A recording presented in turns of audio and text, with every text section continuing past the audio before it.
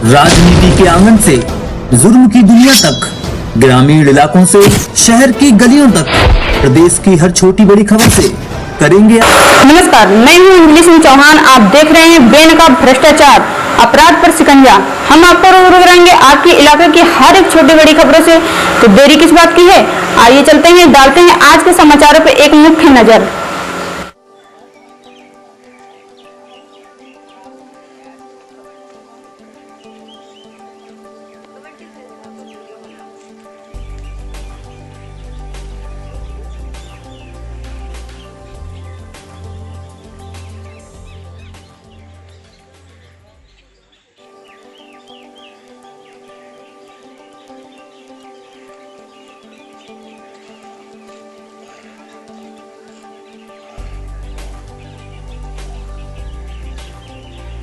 तो नमस्कार, मैं आप सभी का दोस्त आके वर्मा में पहुंच चुका हूं। इस समय जनपद श्रावस्ती के विकासखंड जमुना के मनवरिया भोजा में एक ताज़ा प्रकरण हमारे सामने आया है रास्ते को लेकर के, जो विगत पिछले कुछ महीनों से नहीं बल्कि कुछ सालों से नहीं बल्कि यूँ कहा जाए कि सदियों से, इस यानी पीढ़ियाँ दर पीढ़ियाँ गुजरती चली गई जब से ये रास्ता संचालित है। लेकिन इस रास्ते का सबसे बड़ा प्रकरण सामने निकल कर ये आ रहा है कि यहाँ पे पानी को लेकर के, कीचड़ को लेकर के बहुत बड़ा मामला आ गया है सामने।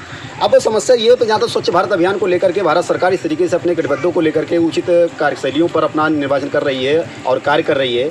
अब मामला ये है कि ब्लॉक डेवलपमेंट ऑफिसर जमुना महोदय को अभी तक इस रास्ते की जानकारी दी गई या नहीं दी गई, अभी हम ग्रामीणों से जानकारी लेंगे, और अगर दी गई तो उन्होंने क्या एक्शन लिया, ये बात का विषय है। लेकिन अब इसी क्रम में सबसे पहले हम ये जानना चाह रहे हैं कि ये रास्ता कब से संचालित है और कब से बंद है, और इस रास्ते को लेकर ग्रामीणों को सबसे बड़ी दिक्कत क्या है। तो इस मुद्दे पर हमारे बीच इस समय उपस्थित हो चुके हैं, मैं इनसे कुछ बात करने की चेष्टा करूंगा। उसके बाद क्या समस्या सामने निकल कर आ रही है, जीरो ग्राउंड के फाइनल रिपोर्ट में हम आपको बताने की कोशिश करेंगे। तो सबसे पहले तो मैं आपका शुभ नाम जानना चाहूँगा, क्या नाम पड़ेगा आपका? बराती। हमारे बीच इस समय बराती जी मौजूद हैं, जिनकी एज 60 के ऊपर जा रही होगी लगभग में। तो इस हमारे गांव के बीच आज पहुंच चुके हैं और हमें लग रहा है कि काफ़ी एज होने के नाते इस गांव के बारे में बखूबी जानकारी इनको होगी, जो हमें विस्तार से बता सकेंगे। तो सबसे पहले मैं आपसे ये जानना चाहूँगा, ये जो रास्ता संचालित है, ये कितने दिन से रास्ता लगभग है, आप कितने दिन से नॉलेज में आपके होगा? ये साहब चकबंदी के पहले से चलत रहा है और चकबंदी के बादों से चला है, सब दिन चलत है। हम तो ये रास्ता अभी बंद कितने दिन पहले हुआ? 6 महीने लगे थे।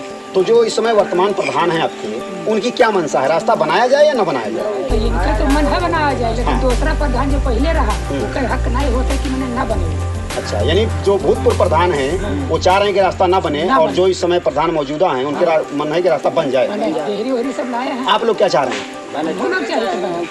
तो इस संबंध में जब उन्होंने रास्ते की कार्य प्रणाली को रोक दिया, तो इसकी शिकायत नीचे से ऊपर तक अधिकारियों को कहीं की गई या नहीं की गई? हाँ, तो क्या आश्वासन मिला वहाँ से?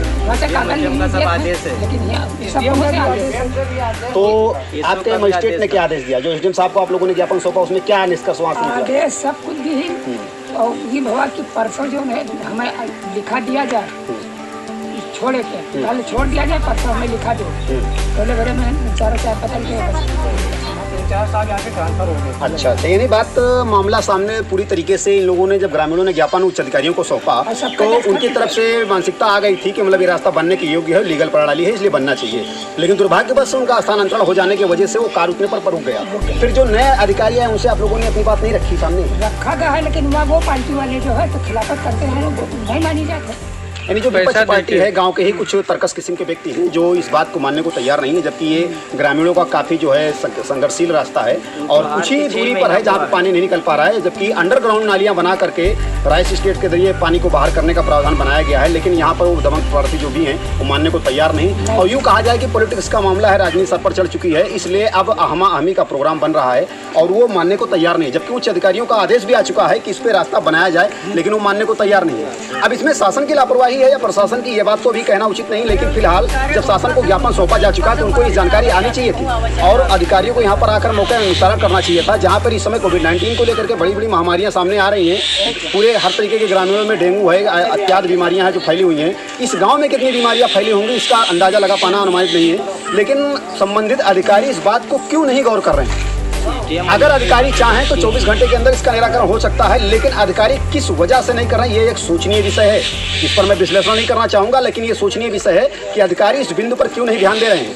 हम अपने इस बेनकाब भ्रष्टाचार अपराध पर शिकंजा के माध्यम से अधिकारियों को अवगत कराने का प्रयास करेंगे, और जब तक इसका निराकरण नहीं हो जाए हम हर पल उन्हें अवगत कराने का प्रयास करेंगे। देखते हैं अधिकारियों की आंखें कब तक बंद रहती हैं। तब तक आप बने रहिए बेनकाब भ्रष्टाचार के साथ। मैं आपका सभी का दोस्त आर के वर्मा आपको हर पल की अपडेट देता हूँ। तब तक के लिए जय हिंद। बम्बी लगा दो यार,